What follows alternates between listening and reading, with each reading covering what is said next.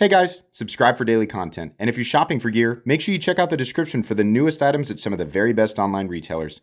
There's also links for some of the items that I personally recommend. Thanks!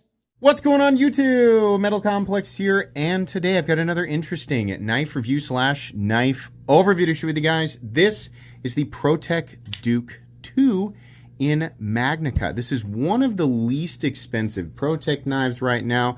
Of course, surpassed by the Godson and the Runt 5, I believe. There might be one more, but those are the ones that popped up on Blade HQ. Now, the Runt 5 is in Magnica like the Duke 2, but it's an inch shorter. And then the Godson is also less expensive, but it's still running 154 cm. So this will be the go-to for some people looking for that fully American made. That's the big deal. You know, if you're newer and you go look at the price tag, oh my God, that's so expensive for such a, this is a USA made automatic, an in-house USA made automatic knife. But if you're looking for that, and you're also looking for something that is compact and extremely high quality, well, this will be the go-to for some people. I'm going to keep this review as short as possible because this is a pretty simple auto, but it's also pretty cool. Thanks so much to ProTech for sending this in. Thanks to my patrons for supporting me. Make sure your notifications are turned on for the Metal Complex YouTube channel. For the Duke 2, and this will be linked down in the description, by the way. I'll have links down there. It does help my channel and use those links. I can't remember if I said that. Overall length is coming in at 6 1/8, so it's definitely on a smaller, lightweight, compact side.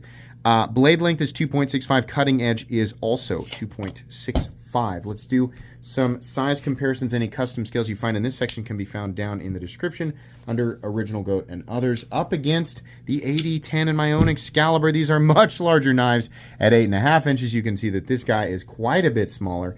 Let's put it up against the Spyderco PM2 and the Spyderco Para 3. Obviously still quite a bit smaller. Let's put it up against, I have something like really small, yet comparable, yeah. So let's put it up against something like the Baby Banter. And then I also have the Kaiser Drop Bear here, which is just a little bit longer. I think this might be really helpful for some people. We can also do the Kershaw Bel Air. There we go. And then maybe the Ontario Rat 2. We don't usually do these, but sometimes certain videos, it's just more beneficial to do a different type of size comparison. So anyways, it is definitely on the smaller side. How's the action?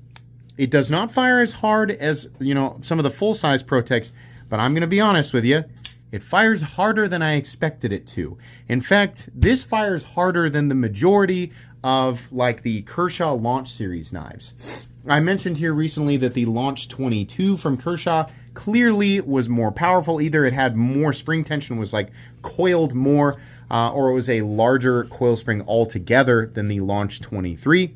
The Launch 23 is typical of most of the Launch Series knives, with the Launch 22, which seem to be more powerful.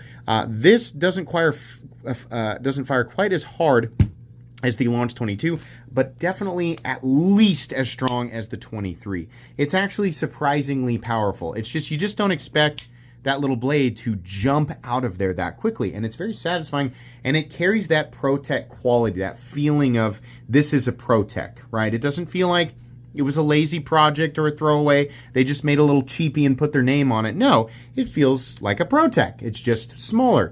The button is recessed. You push the button and it fires. But because the button is recessed, you have no... I have carried autos for so many years. I have never had one go off in my pocket, especially not a ProTech. Especially like when the button's recessed or there's a safety on it. This one doesn't need the safety. It's got a recessed button, so you're good to go. Action is great. Let's go ahead and do carry profile thickness up against the Spyderco Para 3. It's about the same, honestly, maybe a little thinner. Length and height up against the PM2 and Para 3. This guy is compact, itty bitty. If you're the type of person who does not like to carry even a medium-sized knife, this is definitely a smaller knife. If you're like, I want my knife to be a minimal tool on my person, it is not a tool that I use very often, but I still want to carry a knife, right? There are plenty of people who are just like that. They carry a much smaller pocket knife because maybe their pockets just need to be opened up for other types of items throughout the day, or they just want the minimal amount of stuff in their pockets in general, especially, like if you're allowed to carry a pocket knife at work and it's an office carry kind of situation, you might not want a ton of stuff in your pockets. So you still want to carry a knife, but you want it to be sleek. You want it to be lightweight and compact. And maybe you really want it to be auto. Yeah, definitely. This is kind of like that cool office carry switchblade. Like that was the vibe it gave me for sure. Materials on this guy. We are looking at MagnaCut. You have the option between DLC. Yes, they do list this as DLC. And a regular satin or stonewash blade for, I think, $15 less. And then we have aluminum here, 6061 T6. What are we looking at for weight? My guess is 2.5 ounces or less. Let's see. 2.3 ounces, ultra lightweight. This is so lightweight that I'm likely to accidentally wash it. I'm sure it'll be fine. But yeah, this is the type of knife that I would forget about, if it was in my pocket. So make sure that you consider that before you buy something like this. If you're used to carrying smaller knives, you're probably used to checking. But if you're not, then you need to start, if you're going to carry this, make sure you check your pockets at the end of the day. Because this is small enough that like I said, that I would forget it. Hardware check. I would get out my tools, which are very inexpensive and very recommendable. You can find them right down in the section of my description that talks about the tools I use on this channel. But these use the hex. I don't like that. I wish that ProTech would switch to the Torx. And it's not that how the hardware looks like, people say, oh, who cares if it nicks it up a little bit? It's a tool. I get that. But it's annoying. The Torx, not only does it look better, I just feel like the engagement with the tool is better. I feel like even when I've had exactly the right size of hex, it still feels like it's going to kind of round everything out and eventually not be able to be backed out. I just don't like it. They use Torx for the pocket clip screws. Like, that's definitely Torx. Why not just do that for everything else? Truth be told, this is not a knife that I would take apart anyway. If you buy this knife, I would highly recommend that you just don't take it apart. Rinse it out with hot and soapy water, and then blow it out with compressed air, and then add your choice of protectant and lubrication. That would be my recommendation. I think most of the time you probably will not have to, clean it out. Unless you work in an incredibly dirty environment where it's getting caked up all the time, most of the time you're just not going to need to do that. But if you really need to get into it, you can. It's just annoying to take apart, and it's definitely annoying to put back together with that coil spring. Let's go ahead and measure the blade stock thickness. Probably going to be pretty thin. My guess is 115 thousandths or less. Probably less, actually. 106 thousandths. So there you go. Okay, meat and potatoes time. This is real straightforward. This is a 3-finger pocket knife. You get a good grip on it. I would say, gosh, I wish there was jimping, but honestly, on a knife this small, it's probably not intended to be used and going to end up in a lot of scenarios where you would really need, it's a knife that I think would do fine if let's say you're camping and this is what you have on you and you're just doing some little task. Do I think this is too delicate a knife for, to whittle some sticks or whatever? No, I think it's fine. It's not the most optimal tool, but it'll work fine. ProTech makes a high quality product. It's just not the knife that I see was intended. I don't see this as a knife that was intended for that setting. I see this as a knife that's more of a casual carry, casual EDC, or maybe even office carry, kind of a fancy, cool office carry EDC type knife. And it does kind of look like that. It's straightforward. It's not trying to be too flashy. It's not trying to be anything crazy. It's just a straightforward knife. It's a knife that's designed to be compact, carried sleekly and comfortably in any type of pants. I think that it goes really well with dress pants, just given the total size of it.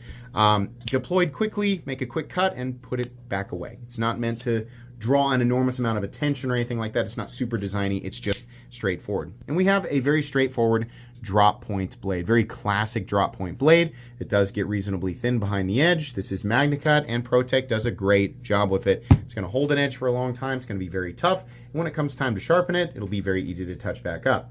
You can get the DLC version if you want. It's mostly going to be for looks because MagnaCut is so unbelievably stain resistant that it really, the stainless qualities or the added stainless protection that you get from, that's not the right way to say that, the added protection that you get in terms of corrosion resistance with DLC it is technically more, but it's also kind of trivial, right?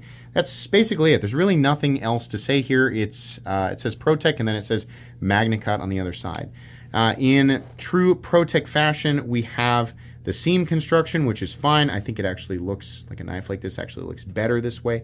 All the screws are on this side, which is cool. The pocket clip is pretty good. It comes over and it has a little bill, so there's a chance it'll get caught on something and bend out. I really wish they wouldn't do that, but they did, and it's not the end of the world. In and out of the pocket is just fine. The screws are recessed, as is the clip itself, into a little slot. It is right hand tip up only. As far as the clip being a hot spot, probably not too often you're going to hold a knife like this in hammer grip, but if you do, can you feel the clip?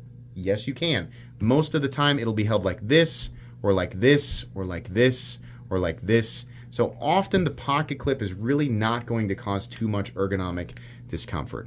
As far as your lockup solidity, it is completely and totally solid. I felt like I could get that to have some blade play, but this one is completely solid. There is no stick. There's no pivot lash.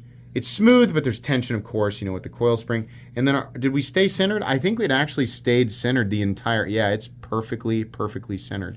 So, base price of this knife is $190, $205, I'm sorry. Is that right, or is it $215? It's either $205 or $215 for the DLC. Either way, the DLC is more. Oh my God, that's such a lot of money. That's so much money for such a little tiny knife. Yes, if you reduce it to this knife tiny, why cost big money? Well, then yeah, like in that caveman equation, you know, there's some that can make sense with the picture that you drew with the crowns there. But when we apply all of the variables here, they go into what makes a knife cost more than another knife. Number one, it's actually made all in-house in the USA. That right there, it all, like, no matter what it is, what materials you're using, right there is going to cost you substantially more money. ProTech, on top of that, makes a really nice knife, and these are nice materials. They do not cut corners. They do a really good job. It costs money to do a good job consistently. There's a lot involved with that. It's not just rub the magic lamp and make the genie poof you out a knife. That's not how it works. ProTech makes a really good knife, and they definitely are charging a fair price, especially when you consider their true competition. A lot of times when people argue with me, they bring up Chinese knives. Chinese knives are made in China. They cost less to make there. That right there, right? If you just want the least expensive knives, then just go buy a Chinese knife. Like, if you don't care about American manufacturing, you have 70 quadra-bajillion options out there in 2025 in terms of Chinese products. There's plenty of great ones, right? They know how to heat treat stuff and use quality materials too. They just cost less. But there's a huge community of people, and I'm part of this community, who will go out of their way to buy American products at least part of the time. In some cases, some people will only buy American products. So it's absolutely worth talking about, even if it doesn't apply to everybody, right? So when we're looking at the true competition, which are American companies that are actually using premium materials and are using quality tolerances and delivering a quality product, ProTech is not necessarily top dog in terms of dollar for dollar value, but they're really, really good. They are not, they're not a company who cuts corners. All that being said, is this a $190 knife? The Runt 5 is the least expensive knife that ProTech has listed on Blade HQ. Like I said, there might be some other model out there, but as of right now, I think that's one of their least expensive knives that's currently in production, that's utilizing the exact same materials in MagnaCut. So it's $40 less, and it's about an inch shorter, which is the ratio there, and the cost reduction for the total amount of material used is pretty close, right? I think I would have loved to find out that this knife was also $150, $160. I'm not super upset at $190. It's kind of hard to compare, right? For example, like the Launch Series knives. A lot of the Launch Series knives are utilizing exactly the same. This is Kershaw. They're utilizing exactly the same materials and charging less. And like if you were to, for example, use the new Launch 23 to compare, that knife has, inlays. It's using the same aluminum and it's MagnaCut as well. And so the base price between those, like that one's actually a less expensive knife. Truth be told, I don't think Kershaw's fit and finish is quite as good, but I do think they're a really, really good product. I don't know how Kershaw's keeping their prices so low on that stuff, but ProTech tends to cost a little more. They also tend to feel a little bit more powerful and a little bit higher quality. So I wish that this was closer to the price of what we typically expect for the launch series knives, right? 190 is, it's okay. I think for some people it's exactly what they're looking for, but it's certainly not going to be a knife for everybody. It's just a little bit bigger than one of their smallest knives, and it's a little bit, actually quite a lot of it, $40 more expensive, right? But for some people, this will be that just right knife, but that's kind of, I think this was designed as less of a everybody knife and more of a just right for a few people kind of knife. That's really all I've got today, guys. Thanks so much to ProTech once again for sending this in. Please make sure to follow me on Instagram at metal_complex. If you enjoyed this video, leave a like. If you'd like to check out my other content, I do, of course, have lots of videos of knives that are either expensive or inexpensive that I do or don't like, so check those out. And if you enjoy all my content, go ahead and click on that Metal Complex logo right there and subscribe, because there's definitely more coming. Thanks again for watching, everybody, and have a great day.